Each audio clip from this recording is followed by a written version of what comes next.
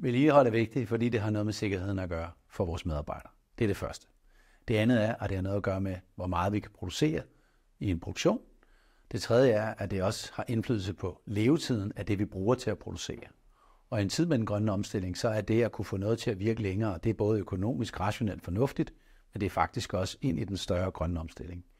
Og sidst men ikke mindst, så er vedligehold også vigtigt, fordi de data, vi opsamler ud fra vores produktionsanlæg, det kan vi bruge fremadrettet til at blive bedre.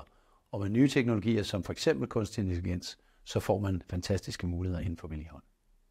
Vedligehold understøtter verdensmålene af ESG ved at have fokus på at få mere ud af mindre, og bruge ressourcerne mere effektivt og få det til at leve længere.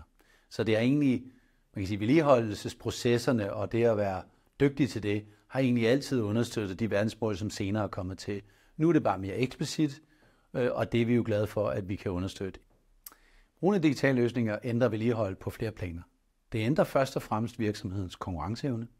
Alle virksomheder konkurrerer jo mod andre, og der er jo brancher, hvor den, der er mest effektiv og mest produktiv, vinder over den anden. Det vil sige, hvis din konkurrent bruger digitale løsninger, og du ikke gør det, så er du bagud allerede.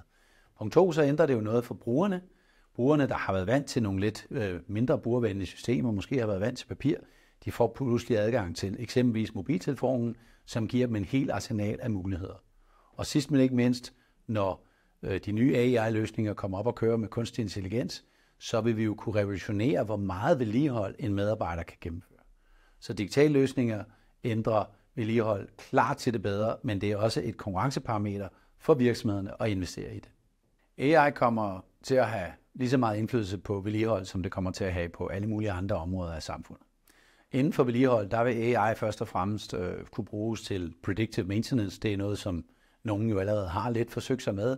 Det vil vi få endnu mere fokus på de næste mange år ved hjælp af de nye teknologier. Det andet område, vi kan se, det vil være på den måde, man interagerer med et vedligeholdelsessystem.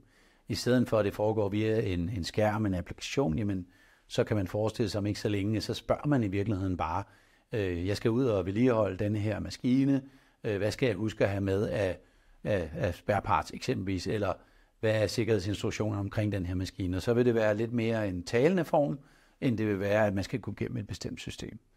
Så AI kommer til at revolutionere vedligehold til det bedre, og mere effektivt, og ligesom det gør på andre områder af samfundet.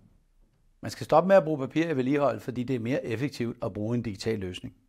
Når man bruger en tablet eller en telefon til at tilgå de datasystemer, man har, så får man jo muligheden for, at man altid, selv ude ved kilden, når man er ude at reparere, så har man den seneste information. Selvsagt, man skal ikke printe noget, det skal ikke fysisk transporteres rundt, det skal heller ikke tilbage igen i systemet, det vil sige, når man bruger en digital løsning, så får man også data tilbage i systemet. Og så må man også sige, at der er jo en udskiftning ude i markedet lige nu, der er en hel generation, der er på vej på pension. De unge mennesker, der kommer ind i dag, de ser jo forvirret ud, hvis de får et papir i hånden eller kigger på en computer, der ligner noget fra 90'erne. Så derfor skal man selvfølgelig også tilbyde en digital løsning på en mobil eller en tablet. Og sidst men ikke mindst, så de data, man samler op i ens vedligeholdssystem, det er jo dem, der skal være udgangspunktet for at bruge kunstig intelligens. Og hvis man har et papir, så kan jeg love dig for, så får man måske kun en 25-50% af de informationer, man i virkeligheden vil have, hvis man har mulighed for at lave video, så man har mulighed for at lave billeder, man har mulighed for at lave tale til tekst, og mulighed for at scanne, hvor man befinder sig henne i fabrikken. Så hvorfor man skal væk fra papiret, der er der minimum 10 gode grunde. Og husk også, jeres konkurrenter har allerede gjort det.